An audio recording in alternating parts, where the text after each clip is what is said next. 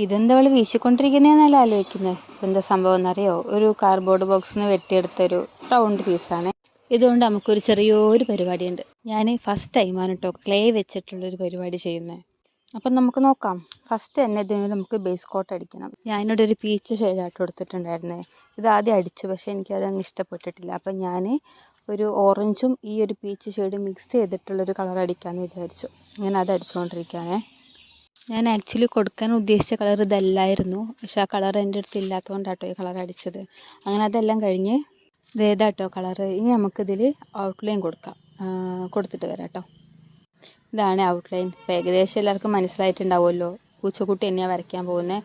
സിമ്പിളായിട്ടുള്ള ട്രൈ ചെയ്യാമല്ലോ, ക്ലേ വെച്ചിട്ടുള്ള പരിപാടിയല്ലേ. ഇത് മൊത്തത്തിൽ ക്ലേ വെച്ചിട്ടല്ല, അതിൻ്റെ തലഭാഗവും പിന്നെ കാലിൻ്റെ പോല്ലേ ആ ഭാഗവും കഴുത്തിലൊരു ബോ ഉണ്ട് അതും. ഇത്രയും സംഭവങ്ങളാണ് ക്ലേ വെക്കുന്നത്. ബാക്കി ജസ്റ്റ് പെയിൻറ്റ് ചെയ്യുന്നത് മാത്രമേ ഉള്ളൂ കേട്ടോ. ഈ ക്ലേ വെച്ചിട്ട് ഓരോ ഷേപ്പുകൾ ഉണ്ടാക്കിയെടുക്കുക എന്ന് പറഞ്ഞിട്ടുണ്ടെങ്കിൽ കുറച്ച് ടാസ്ക് പിടിച്ച കാര്യമാണ്.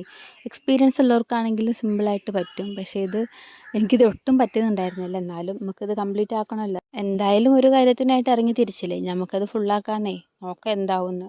അങ്ങനെ അതേ കഷ്ടപ്പെട്ട് ഷേപ്പൊക്കെ ആക്കി ഒന്ന് ഉണങ്ങിയതിന് ശേഷം ഞാനൊന്ന് ഒട്ടിച്ച് വെച്ചിട്ടുണ്ട് കേട്ടോ. ഇനി നമുക്കിതൊന്ന് പെയിൻറ്റ് ചെയ്യാം. ആദ്യം പറയട്ടെ, വലിയ പെർഫെക്ഷനൊന്നും ഉണ്ടാവില്ല, പക്ഷേ എനിക്ക് ഭയങ്കരമായിട്ട് ഇഷ്ടപ്പെട്ടിട്ടുണ്ട്. നിങ്ങളുടെ അഭിപ്രായം കമൻറ്റ് ബോക്സിൽ പറയണം കേട്ടോ. അപ്പോൾ നമുക്കിതിൻ്റെ ഫൈനൽ ലുക്ക് കണ്ടാലോ? എങ്ങനെയുണ്ട്? ഇഷ്ടപ്പെട്ടോ? അപ്പോൾ ഇഷ്ടപ്പെട്ടാൽ സപ്പോർട്ട് ചെയ്യണേ. Bye bye.